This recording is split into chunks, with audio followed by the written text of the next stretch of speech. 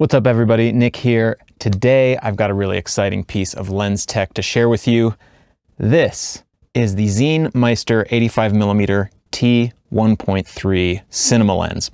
I've been looking at good, fast, clean spherical lenses for a while now, and this is one of the very fastest that exists today. It covers full frame and beyond, and it's a really interesting piece of glass. XEEN was kind enough to loan this lens to me for a little while. Today, we're just going to take a quick first look at it, look at a little bit of footage, talk about what this lens does, what it's all about, and I'll get more in depth in a subsequent video. But for now, let's talk about what this lens is and what it represents. XEEN, or Rokinon, its parent company, is well known in the industry as a really good low budget option for cinematographers who want to shoot high quality images but don't have the budget for bigger brand name lenses. The original XEEN cinema lenses were built to compete with the likes of things like Canon's Cine. The body design is even very similar, but the budget is much lower.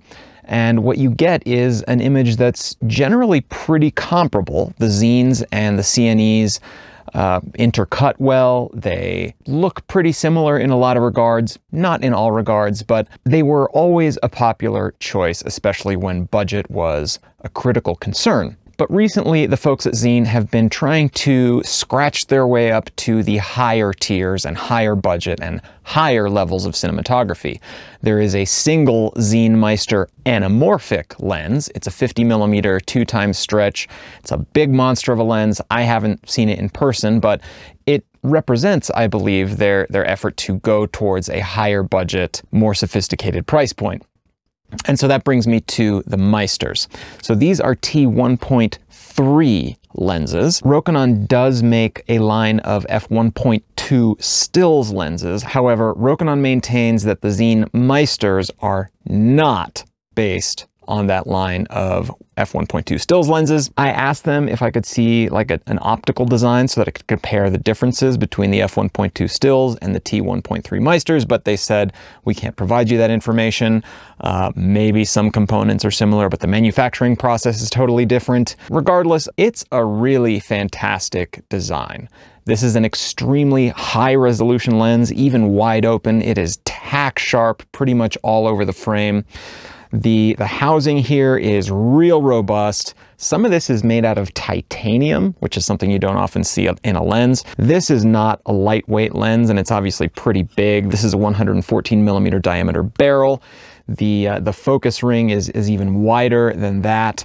Generally, you're not going to want to turn this by hand because it's so big. I put on a follow focus with a speed crank so that I could just whip it around while I was taking shots. But this lens also has a couple of other interesting characteristics.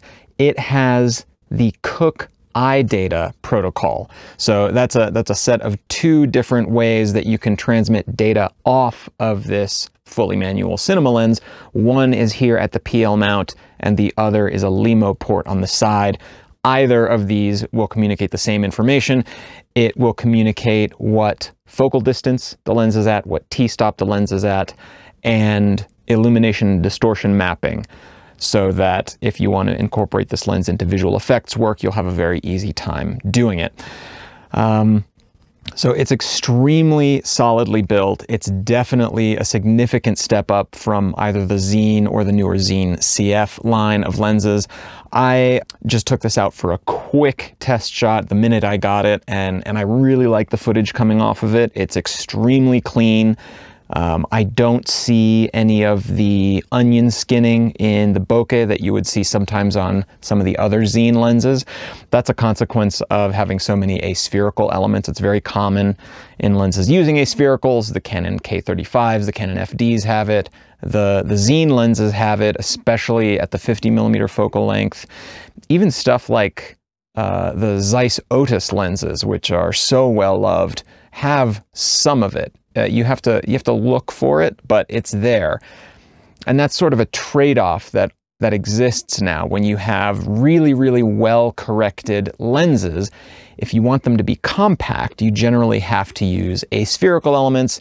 If you're using aspherical elements, you're going to get some of that onion skinning. That's why things like Cooke lenses, which use an all spherical design, if they're very well corrected and all spherical, they can't be small. So things like the Cooke S8, they're these big, huge lenses. They're really heavy, but they're all spherical. So you get a very, very smooth bokeh characteristic and still very well corrected. But this seems to do a pretty good job of having really well corrected bokeh that's not super busy in the background. So that's my first impressions. Really liked it. Super tack sharp, wide open, very smooth, very, very dreamy looking background with a very, very sharp, crisp, modern in focus area. So really cool stuff to look at. I'll have more to say about this in the future. So stay tuned for more. Thanks for watching. I'll see you next time.